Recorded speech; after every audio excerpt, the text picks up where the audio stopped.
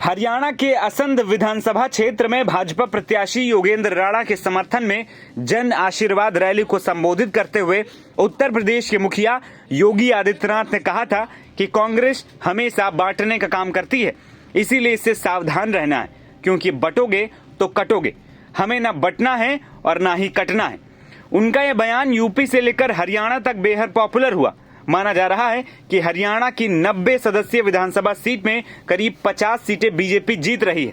चुनाव नतीजे तो फिलहाल यही कह रहे हैं। ऐसा माना जा रहा है कि योगी आदित्यनाथ का यह बयान बीजेपी को काफी हद तक फायदा पहुंचाने में कामयाब रहा। आपको ये भी बताते हैं कि बीजेपी के फायर ब्रांड नेता योगी आदित्यनाथ के इस बयान से क्या हरियाणा में भी ध्रुवीकरण हुआ?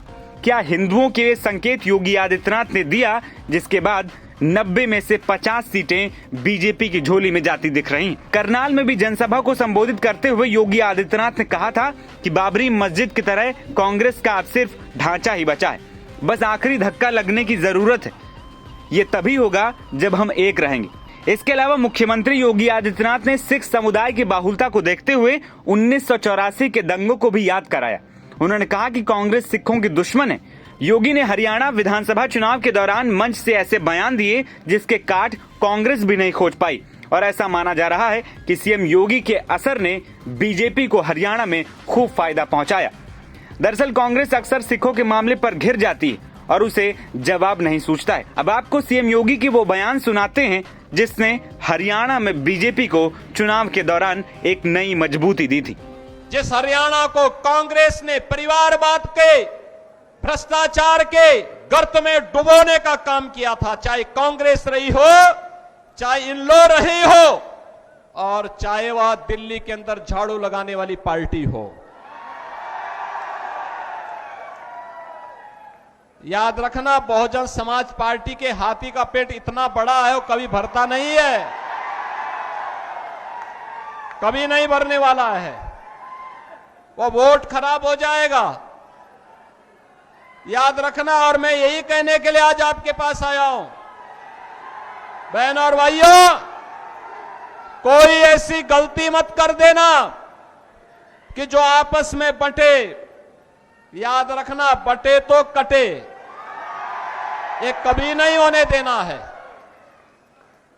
और एक कांग्रेस का जो हाथ है ना, ये अभी हालात को और बिगाड़ने के लिए आया है। कांग्रेस का हाथ बिगाड़ेगा हालात, और विकास की जो रफ्तार है, नायब सिंह सैनी की सरकार को लाने के लिए यह आवश्यक है। यह नायब सिंह सैनी की सरकार इस विकास की रफ्तार को स्पीड अप करने के लिए आवश्यक है। बहनों और भाइयों, आज कांग्रेस का ढांचा वैसे ही जर्जर हो चुका है जैसे अयोध्या में बाबरी ढांचा था। एक धक्का और दो, बाबरी ढांचे को तोड़ दो, ये नारा जब राम भक्तों ने लगाया था तो बाबरी ढांचा हमेशा के लिए ध्वस्त हो गया। और बाबरी ढांचा जो ध्वस्त हुआ, गुलामी का ढांचा ध्वस्त हुआ, अयोध्या में राम मंदिर निर्माण का मार्ग प्रशस्त हुआ। और मैं आपका यही आह्वान करने के लिए आया हूं, जो ये लोग जाति की राजनीति करके आपको विभाजित करना चाहते हैं, मैंने कहा था ना कि बटोगे तो कटोगे, एक रहोगे तो नेक रहोगे। कोई माई का लाल आपका बाल बांका नहीं कर पाएगा। वहीं सीएम योगी आदित्यनाथ ने हरियाणा में जिन विधानसभा सीटों पर प्रचार किया, उनकी संख्या 13 है। इनमें से 9 सीटों पर भाजपा जीतती हुई नजर आ रही है, वहीं 4 सीटों पर कांग्रेस को बढ़त है। यानी योगी आदित्यनाथ का जलवा हरियाणा में पूरी तरीके से कायम दिखा। इसके अलावा यूपी ही नहीं, बाकी राज्यों में भी सूबे के मुखिया योगी आदित्यनाथ का जलवा कायम है। इस बात को ये नतीजे पुख्ता करते हैं। दूसरी ओर बीते लोकसभा चुनाव के बाद यूपी में जो नतीजे बीजेपी के लिए आए थे, उसके बाद से सीएम योगी पर उन्हीं की पार्टी के नेता सवाल खड़े कर रहे थे।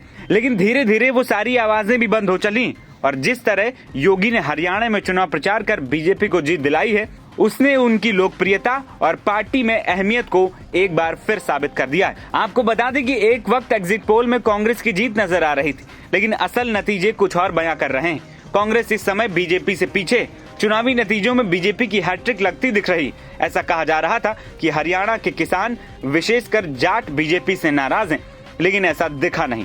ऐसा लग रहा है कि बीजेपी ने जाटों को भी अपनी तरफ कर लिया।